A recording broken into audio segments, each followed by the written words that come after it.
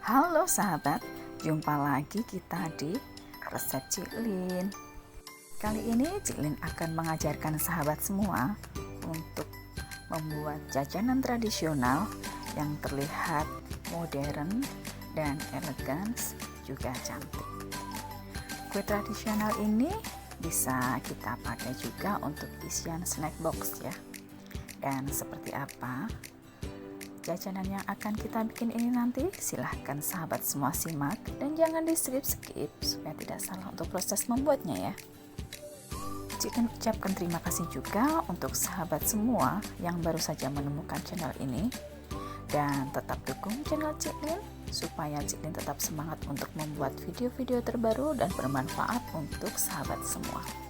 Langsung saja, di sini kita akan bocorkan untuk bahan-bahan dan resepnya apa saja yang akan Cik Lin pakai. Silahkan disimak bareng-bareng ya.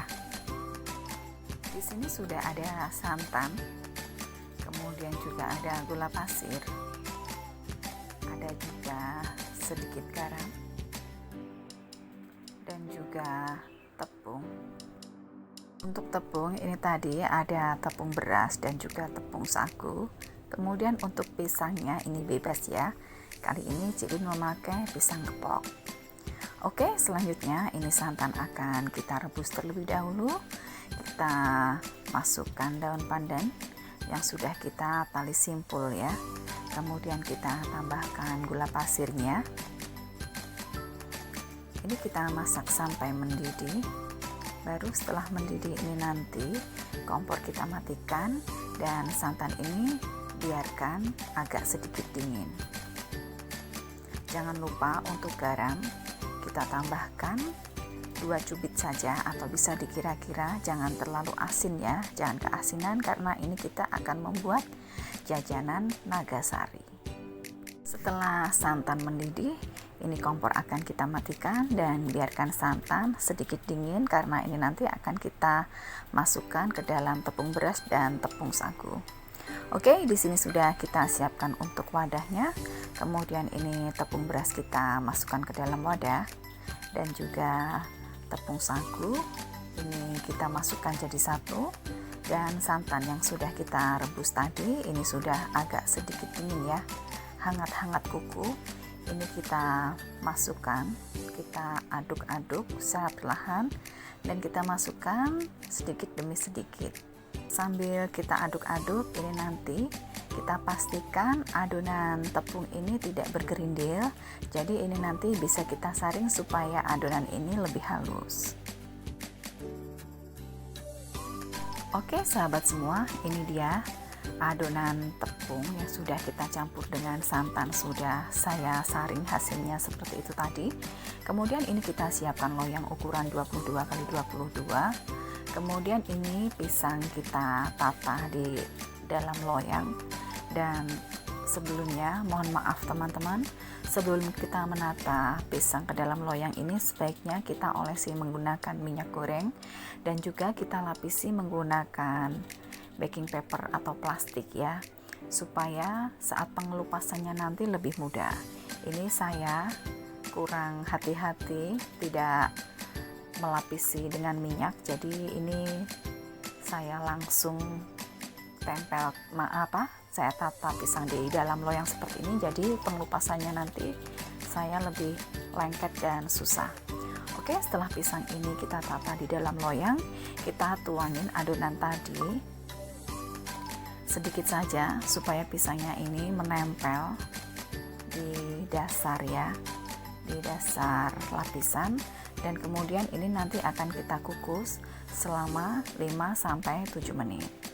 Di sini untuk kukusan sudah siap, dan adonan yang sudah berada di dalam loyang ini akan siap kita kukus selama 7 menit. Dan selama pengukusan jangan lupa untuk tutupnya ini kita lapisi dengan kain atau serbet bersih ya, supaya air tidak menetes. Dan ini dia setelah 7 menit kemudian sudah padat seperti ini. Ini akan kita tuangin lagi untuk lapisan selanjutnya ya. Ini kita tutup sampai pisangnya tertutup dengan merata. Setelah pisang ini tertutup dengan merata, ini akan kita kukus kembali selama 7 menit. Dan 7 menit kemudian ini sudah padat untuk adonannya. Untuk selanjutnya ini adonan akan Cik Lin tambahkan di atasnya dengan tambahan pisang yang sudah Cik Lin potong memanjang seperti ini, dan akan Cik Lin tata seperti yang ada di dalam video. Kemudian setelah semuanya penuh dengan tatanan pisang seperti ini, lanjut ini akan kita tuangi dengan adonan sampai tertutup rata, dan ini akan kita kukus kembali selama 7 menit. 7 menit kemudian ini kukusan kita buka, dan adonan akan Cik Lin tambahkan lagi dengan lapisan pisang yang sudah Cik Lin potong panjang-panjang seperti tadi, dan akan kita tata berjajar seperti ini, seperti yang ada di dalam video.